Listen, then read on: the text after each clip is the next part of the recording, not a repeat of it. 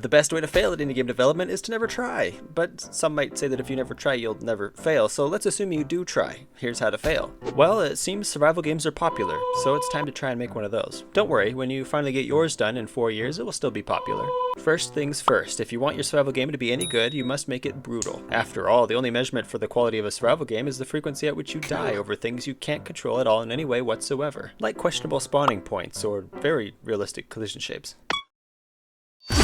You could make it so the game is relatively balanced, so that the player feels like they are struggling to survive, and because of their wit, tenacity, and endurance continue squeaking by, empowering the player with a sense of accomplishment over minor victories, giving them a unique story that they can share with their friends and family. But nah, just make it so that the player dies as much as possible, and not because they are falling short of a high but obtainable skill ceiling, but because of things they can't control, like endgame level monsters wandering into their base. I mean, still a good story, right? On the flip side, you could make it so that the only thing a player needs to worry about is finding food, and also make food plentiful and abundant. An important part of a survival game is eating and sometimes drinking. So if you've already got a game in development and you've only just realized that survival games are popular, you're still good. Just slap a hunger bar on the screen and boom, survival game. Now you could ask yourself how hardcore of a survival game you want to make. Should you add extreme levels of realism all the way down to requiring a balanced diet? Or do you want to just add a survival aspect to an otherwise unrelated genre and don't want to scare off any non-survival game players? But instead of asking yourself that, you could, yeah, I couldn't think of anything sarcastic or contrary for this segment, so I guess just free, actually helpful information this time. Whoopsie.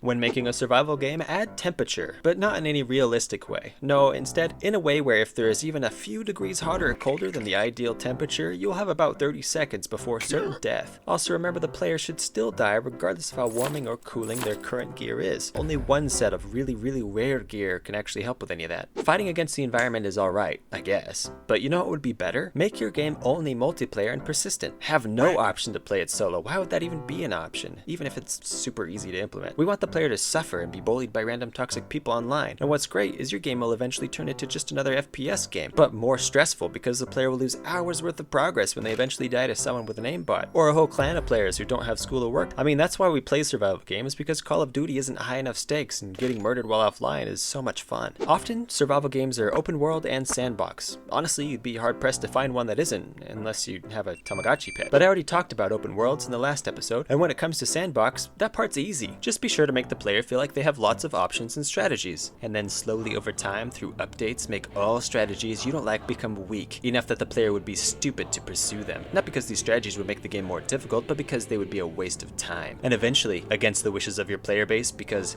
screw them, you'll make the ideal survival game where there's only one worthwhile playstyle and only one meta to rule them all.